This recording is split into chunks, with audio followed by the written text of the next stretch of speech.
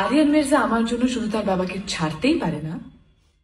কিছুদিন আগেও দর্শকদের আগ্রহে ভাটা পড়েছিল দেশীয় সিনেমার প্রতি, তবে সেই মন্দাবস্থার গতি থামিয়ে আবারও প্রেক্ষাগৃহমুখী হয়েছেন দর্শকরা। আর এই পরিবর্তনের নায়ক হয়েছেন ঢালিউড সুপারস্টার সাকিব খান।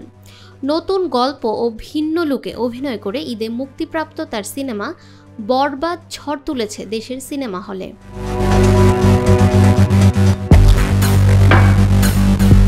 দর্শকপ্রিয়তা ছড়িয়ে পড়েছে দেশের গণ্ডি ছাড়িয়ে আন্তর্জাতিক অঙ্গনেও। 18 এপ্রিল যুক্তরাষ্ট্রের 15টি প্রেক্ষাগৃহে মুক্তি পেয়েছে বরবাদ। বিদেশের মাটিতেও ছবিটি দারুণ ব্যবসা করছে বলে জানিয়েছে সাকিব খানের নিজস্ব প্রযোজনা সংস্থা এসকে ফিল্মস।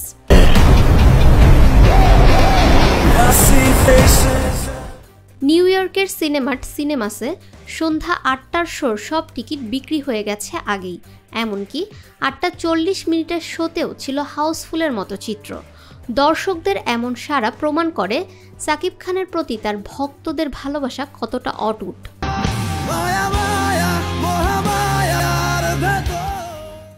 আরও একটি তাৎপর্যপূর্ণ ঘটনা হলো নিউ ইয়র্ক শহরের ফরেস্ট হিল সিনেমার্ট সিনেমাস, যা 1972 সালে প্রতিষ্ঠিত।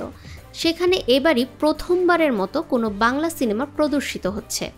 থিয়েটার কর্তৃপক্ষ জানিয়েছে বরবাদের সব শোয়ের টিকিট অগ্রিম বিক্রি হয়ে গেছে, যা একটি বিরল ঘটনা।